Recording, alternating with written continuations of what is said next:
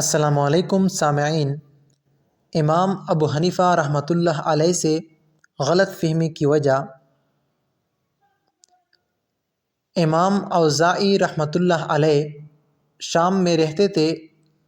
انہوں نے امام ابو حنیفہ رحمۃ اللہ علیہ کے بارے میں ایسی ویسی بہت سی باتیں سن رکھی تھی۔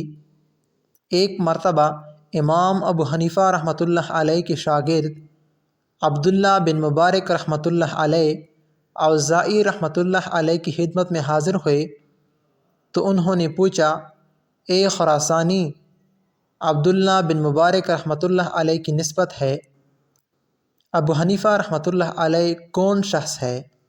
میں نے سنا ہے وہ بہت گمراہ ہے۔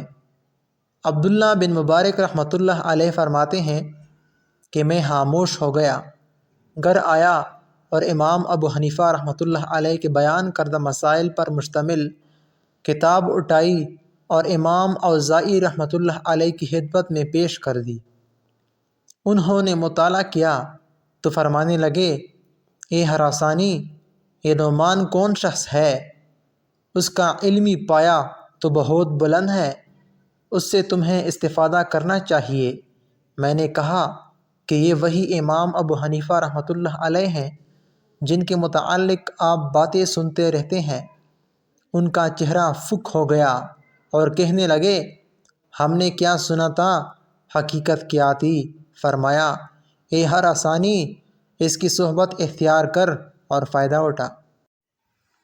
اسی طرح امام اعظم رحمۃ اللہ علیہ جو کہ ایک دفعہ درس دے رہے تھے کہ ایک عورت آئی جو کہ کوئی مسئلہ پوچھنا چاہتی تھی مگر مردوں کی وجہ سے شرما گئی اور ایک بچے کے ہاتھ میں سیب بھیج دیا جس کا کچھ حصہ سرخ تھا اور کچھ زرد۔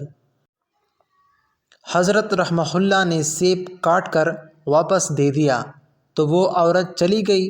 لوگوں نے ماجرا پوچھا، فرمایا، وہ عورت حیض کا مسئلہ پوچھنے آئی تھی مگر تمہاری وجہ سے شرم و حیا مانی ہوئی، اس لیے الفاظ میں مسئلہ پوچھنے کے بجائے سیب پیش کر دیا کہ کیا عورت کے حیض کے خون کی رنگت زرد ہو جائے تو غسل کر سکتی ہے یا نہیں؟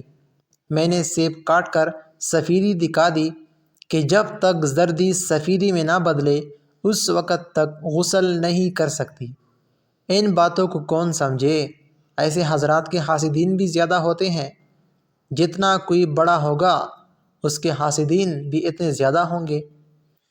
اس طرح کے مزید اچھے واقعات کے لیے ہمارے چینل کو ضرور سبسکرائب کریں۔